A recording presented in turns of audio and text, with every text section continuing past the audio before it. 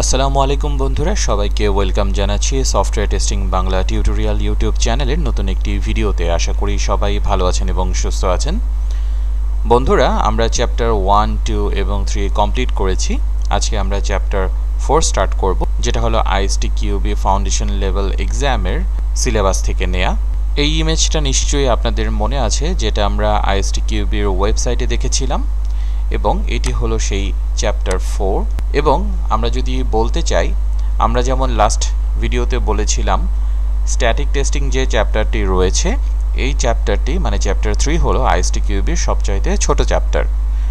আর chapter 4 যেটা হলো test analysis and design, এই চ্যাপ্টারটি হলো আইএসটিকিউবির সবচাইতে বড় চ্যাপ্টার।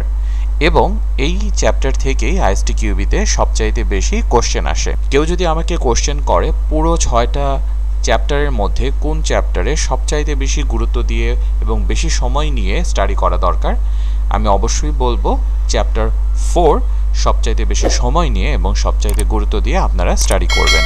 আমি যখন আমার এই ম্যানুয়াল টেস্টিং বাংলা টিউটোরিয়াল ভিডিওর সিরিজটা স্টার্ট করি, তখন আসলে আমার ইন্টেনশন এরকম ছিল না যে এটাকে এক্সক্লুসিভলি আইএসটিকিউবির এক্সামের উপরে বেস করেই আমি তৈরি করব। আমার মূল উদ্দেশ্য ছিল আপনাদেরকে বাংলায় সহজ ভাষায় সফটওয়্যার টেস্টিংয়ে যত টপিক রয়েছে, বিশেষ করে ম্যানুয়াল টেস্টিংয়ের জন্য থিওরিটিক্যাল এবং কিছুটা প্র্যাকটিক্যাল বিষয়ে আপনাদের নলেজ দেয়া। কিন্তু আপনারা অনেকেই রিকোয়েস্ট করেছেন যাতে করে আমি আমার এই সিরিজটি আইএসটিকিউবির উপরে বেস করে তৈরি করি এবং এখান থেকে আইএসটিকিউবি এক্সামের জন্য আপনারা হেল্প নিতে পারেন। তো পরবর্তীতে আমি আমার ভিডিওগুলোকে একটু রিফর্ম করার চেষ্টা করেছি, যতটুকু সম্ভব আমি আইএসটিকিউবি সেন্ট্রিক ভিডিওগুলো করার চেষ্টা করছি। প্রিভিয়াসলি আমি আসলে এই বিষয়গুলো নিয়ে কথা বলিনি, যদিও এই বিষয়গুলো নিয়ে আমার শুরুতেই কথা বলা দরকার ছিল, কিন্তু আইএসটিকিউবির এক্সাম নিয়ে আজকের ভিডিওতে সামান্য কিছু কথা বলবো এবং এই চ্যাপ্টারে কিছু টপিক নিয়ে সামান্য কথা বলবো। এবং আমি যেহেতু বলেছি আমার সব ভিডিওগুলো আমি একটু শর্ট করার চেষ্টা করব, তাই সিঙ্গেল টপিকের উপরে বেস করেই আমি ছোট ছোট ভিডিও তৈরি করার ট্রাই করব। আচ্ছা, আইএসটিকিউবিতে 3 ধরনের কোশ্চেন থাকে। একটা হলো K1, K2 and K3। So K1টা হলো just remember, recognise and recall, অনেকটা থিওরিটিক্যাল ধরনের। আমরা চ্যাপ্টার 1, 2 এবং 3তে যেই ধরনের জিনিসগুলো শিখেছি ম্যাক্সিমামই হলো K1 লেভেলের। K2 হলো আন্ডারস্ট্যান্ড, এক্সপ্লেইন, কম্পেয়ার। আমরা কিছু এমন ধরনের জিনিসও লার্ন করেছি যেটা আমাদেরকে একটু বুঝতে হয়, এক্স্যাক্টলি হয়তো বা থিওরিটিক্যাল বিষয়টা সরাসরি আসে না, যেমন চ্যাপ্টার 3 থেকে স্ট্যাটিক টেস্টিং রিলেটেড টপিকগুলো, এবং সেগুলোকে আমাদের এক্সপ্লেইন করতে হয় এবং আমরা বিভিন্ন কিছু কম্পেয়ার করে একটা রেজাল্ট সেখান থেকে বের করি। এগুলো K2 লেভেলের কোশ্চেন। এবং কিছু রয়েছে K3 লেভেলের কোশ্চেন, যেখানে আমাদেরকে প্র্যাকটিক্যালি কিছু জিনিস অ্যাপ্লাই করতে হয় এবং ইউজ করতে হয়। এবার চলুন এই চ্যাপ্টার 4-এ আসলে কোন ধরনের কোশ্চেন থাকে সেগুলো জেনে নিই। সো চ্যাপ্টার 4-এ K1 রিলেটেড কোশ্চেন আসলে কোনোটাই থাকে না। K2 লেভেলের কোশ্চেন থাকে 9টা এবং K3 লেভেলের কোশ্চেন থাকে 5টা। সো আপনারা দেখতে পাচ্ছেন আইএসটিকিউবির এক্সামে টোটাল 40টা কোশ্চেন থাকে, তার মধ্যে 14টা কোশ্চেনই এই চ্যাপ্টার থেকে থাকে এবং সবগুলোই হলো K2 এবং K3 লেভেলের। মানে আমাদেরকে অনেক কিছু অ্যাপ্লাই করতে হয়, ইউজ করতে হয় এবং অনেক কিছু বুঝতে হয় এবং অনেক কিছুর এক্সপ্লেনেশন আমাদের নিজেদের মধ্যে রেডি করতে হয় কম্প্যারিজনের জন্য।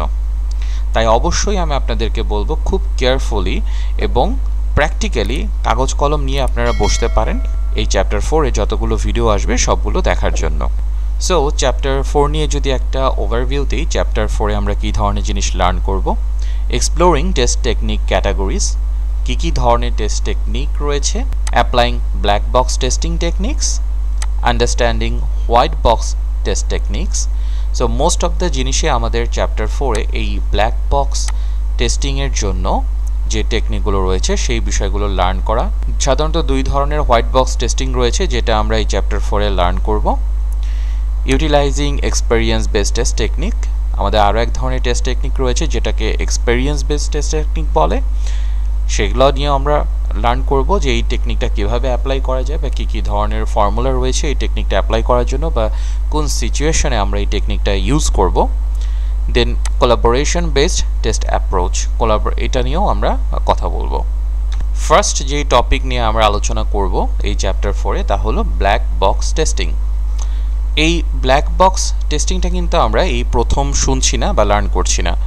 প্রিভিয়াস যে চ্যাপ্টার রয়েছে চ্যাপ্টার 2 সেখানেও কিন্তু আমরা অল্প বিস্তর black box testing, white box testing, grey box testing এগুলো নিয়ে কথা বলেছিলাম। বাট সেখানে আমি আপনাদেরকে বলেছিলাম যে জাস্ট আমি আপনাদেরকে একটু ব্রিফ দিচ্ছি, ফিউচারে আমরা যখন চ্যাপ্টার 4 করব এই ব্ল্যাক বক্স টেস্টিং বা এই যত ধরনের ভিজিবিলিটির উপরে বেস করে এই যে black box testing, white box এবং গ্রে বক্স, এটা কিন্তু আমাদের ছিল ভিজিবিলিটির উপরে বেস করে টেস্টের ক্যাটাগরি। সো এগুলো নিয়ে ইন ডিটেলসে কথা আমরা এই চ্যাপ্টার 4-এ বলবো। আমরা কিন্তু চ্যাপ্টার 3-তে আরও একটা জিনিস লার্ন করলাম, স্ট্যাটিক টেস্টিং এবং ডাইনামিক টেস্টিং। চ্যাপ্টার 2-এর knowledge black box, white box, grey box এবং চ্যাপ্টার 3-এর নলেজ মিক্স করেই আমরা আমাদের চ্যাপ্টার 4টা কন্টিনিউ করব। সো আপনাদের নিশ্চয়ই মনে আসে যে what is static testing. Static testing হলো আমরা যখন আমাদের অ্যাকচুয়াল প্রোডাক্টটা না, বাট আমাদের যে ওয়ার্ক আইটেমগুলো রয়েছে, আমাদের যে টেস্ট বেসগুলো রয়েছে, এই আইটেমগুলো যেমন রিকোয়ারমেন্ট, বিভিন্ন design, architectural design, UML diagrams, এগুলোকে যখন আমরা টেস্ট করি তখন তাকে স্ট্যাটিক টেস্টিং বলে। আর ব্ল্যাক বক্স টেস্টিং হলো যখন আমরা কোনো জিনিস টেস্ট করছি, যেই জিনিসটাকেই টেস্ট করছি সেই জিনিসটাকে যখন আমরা কিভাবে ডিজাইন করা হয়েছে, কিভাবে কোড লেখা হয়েছে, এই ইন ডিটেলস নলেজ না নিয়ে টেস্টিং করি তাকে ব্ল্যাক বক্স টেস্টিং বলে। এখানে একটা এক্সাম্পল রয়েছে যে একটা স্ট্যাটিক ব্ল্যাক বক্স টেস্টিংয়ের রিকোয়ারমেন্টস আসলে দেখতে কেমন হয়। For example, A log in link should be shown at the top of every page, এটা হলো আমাদের 1 নাম্বার রিকোয়ারমেন্ট। এবং 2 নাম্বার রিকোয়ারমেন্টে আমাদের বলা হয়েছে user should be redirected to the login page when the login link is clicked। আচ্ছা, এই রিকোয়ারমেন্টটা আমাদের সামনে আসলো এবং আমাদেরকে বলা হলো যে ব্ল্যাক বক্স স্ট্যাটিক টেস্টিং করা হবে বা এই টেকনিকটা আমরা অ্যাপ্লাই করব। আচ্ছা, আপনাদের মনে যদি কোশ্চেন জাগে যে কখন আমরা ব্ল্যাক বক্স স্ট্যাটিক টেস্টিংয়ের টেকনিকটা ইউজ করব, যখন আমরা কোনো ডকুমেন্ট বা রিকোয়ারমেন্ট বা যে কোনো ধরনের ডিজাইন বা ডায়াগ্রাম আমরা টেস্টিং করব, ওই ধরনের ডায়াগ্রাম বা টেস্টিংয়ের যখন আমাদের খুব বেশি নলেজ থাকবে না, খুব যতটুকু আমাদের দেয়া হয়েছে বা সামনে যতটুকু আছে ততটুকুই নলেজ, এর বাইরে আমাদের কোনো নলেজ নেই, এই ধরনের সিচুয়েশনে আমরা এই স্ট্যাটিক ব্ল্যাক বক্স টেস্টিংটা অ্যাপ্লাই করব এবং এটাই আসলে করতে হবে, আদারওয়াইজ করণীয় আসলে কিছু নেই। তো এটা যখন আমরা টেস্টিং করব অ্যাজ এ কিউএ হিসেবে, আমাদের মনে বিভিন্ন রকম কোশ্চেন আসতে পারে এবং এই কোশ্চেন আসাটাই স্বাভাবিক। এই কোশ্চেনের মাধ্যমে আমরা জাস্টিফাই করব এবং টেস্টিংয়ের মাধ্যমে দেখব যে আমাদের যে রিকোয়ারমেন্টে রয়েছে স্ট্যাটিক টেস্টিং মাধ্যমে আমরা ভেরিফাই করব জিনিসগুলো ঠিক আছে কিনা। যেমন আমাদের মনে একটা কোশ্চেন আসতে পারে যে what if user is already logged in. আমাদের মনে এরকম একটা কোশ্চেন আসতেই পারে। এরকম একটা কোশ্চেন আসলে তখন হয়তো বা আমরা যাকে কোশ্চেনটা করব, বিজনেস অ্যানালিস্ট, সে হয়তো অ্যান্সার দিবে যে logged in user should be see their name displayed instead of a log in link. তাহলে এই যে আমাদের প্রথম যে দুইটা রিকোয়ারমেন্ট দেওয়া ছিল, এখানে কিন্তু এই বিষয়টা ক্লিয়ার করা ছিল না। আমাদেরকে বলা হয়েছিল যে a log in link should be shown at the top of every page, কিন্তু ইউজার যদি লগ ইন থাকে তাহলেও কি শো করবে? এই জিনিসটা যেহেতু ক্লিয়ার ছিল না, কোশ্চেনের মাধ্যমে আমরা ভেরিফাই করলাম এবং যার কারণে আমাদের একটা চেঞ্জেস আসলো আমাদের রিকোয়ারমেন্টের মধ্যে। Logged in user should see their name displayed instead of log in link. এই যে ব্ল্যাক বক্স স্ট্যাটিক টেস্টিংটা আমরা করলাম, এর মাধ্যমেই কিন্তু আমরা নতুন আরও একটা রিকোয়ারমেন্ট পেলাম যেটা আমাদের সিস্টেমটাকে বা আমাদের সফটওয়্যারটাকে আরও কনক্রিট এবং বুলেট প্রুফ করবে। ব্ল্যাক বক্স টেস্টিং কিন্তু আমরা ডাইনামিকলিও করতে পারি। সো টেস্ট অবজেক্ট নিশ্চয়ই আপনাদের মনে আছে, যেই জিনিসটাকে আমরা টেস্ট করি বা যেই সফটওয়্যারটা বা যে প্রোডাক্টটা, সেটাকেই টেস্ট অবজেক্ট বলে। এবং ডাইনামিক টেস্টিং নিয়েও আপনাদের হয়তো মনে আছে। ডাইনামিক টেস্টিংটা কি? যখন আমরা অ্যাকচুয়ালি প্রোডাক্টের উপরে বা অ্যাকচুয়ালি সফটওয়্যারটার উপরে বিভিন্ন ভ্যালু ইনপুট করে টেস্টিং করি, তাকে ডাইনামিক টেস্টিং বলে। স্ট্যাটিক টেস্টিং কিন্তু আমরা ডকুমেন্টের উপরে করেছিলাম, সফটওয়্যার কিন্তু তখনও পুরোপুরি রেডি ছিল না। আর সফটওয়্যারটা যখন টেস্ট করার জন্য রেডি হয়ে গেছে, তখন আমরা যে টেস্টিংটা করছি সেটা হলো ডাইনামিক টেস্টিং। এবং ব্ল্যাক বক্স টেস্টিং ডাইনামিকের ক্ষেত্রে কী ছিল? যে আমরা আসলে বিভিন্ন ভ্যালু ইনপুট করে করে বা বিভিন্ন অ্যাকশন করে অ্যাকচুয়াল সফটওয়্যারটাকে টেস্ট করব উইদাউট নোয়িং যে এই সফটওয়্যারের ভিতরে আসলে কাজগুলো কিভাবে হচ্ছে, কোডটা কিভাবে লেখা হয়েছে, আর্কিটেকচারাল ডিজাইন কিভাবে করা হয়েছে, ডেটাবেস ডিজাইনটা কিভাবে করা হয়েছে, এগুলো না জেনেই আমরা বিভিন্ন অ্যাকশন করে রিকোয়ারমেন্টের উপরে বেস করে আমাদের টেস্ট কেসের উপরে বেস করে ডাইনামিক ব্ল্যাক বক্স টেস্টিং আমরা করব। For example, click the log in button and browser redirect to the log in page. এই যে অ্যাকশনটা করলাম, এই দুইটা অ্যাকশন করলাম, এটাই হলো dynamic black box testing.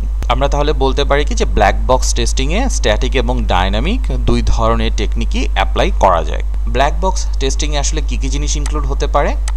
The test basis may include user stories, use case and other requirement documentation এবং test case আমাদেরকে হেল্প করে detect deviation between requirements and the implementation, মানে dynamic testing, dynamic black box testing এর কথা বলা হচ্ছে। আর coverage is based on the items tested in the test basis but also depend on the black box test technique applied. So coverage কতটুকু হবে, এইটা আমরা কি কি ধরনের টেস্ট টেকনিক অ্যাপ্লাই করব, যেগুলোই আমরা এখানে লার্ন করব এই চ্যাপ্টারে, তার উপরে ডিপেন্ড করবে। এবং এই ব্ল্যাক বক্স টেস্টিংটা can be performed at all test level, যেটা আমরা আগেও দেখেছিলাম যে সব ধরনের টেস্টিং সব লেভেলে আসলে করা যায় এবং মিশ্রিতভাবেই আসলে আমরা প্র্যাকটিক্যালি অলওয়েজ এই জিনিসগুলো অ্যাপ্লাই করি। আজকের ভিডিও আমরা এখানেই শেষ করছি।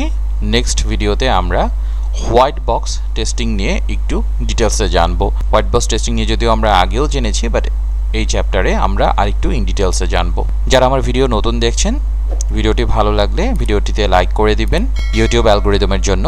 চ্যানেলে নতুন হয়ে থাকলে চ্যানেলটি সাবস্ক্রাইব করে দিবেন এবং ফ্রেন্ডস এবং ফ্যামিলির সাথে বা যারা কিউএ ফিল্ডের সাথে রিলেটেড আছেন তাদের সাথে শেয়ার করবেন। সবাইকে আমার পরবর্তী ভিডিও দেখার আমন্ত্রণ জানিয়ে আজকের ভিডিও এখানেই শেষ করছি। সবাই ভালো থাকবেন। আল্লাহ হাফেজ এবং আসসালামু আলাইকুম।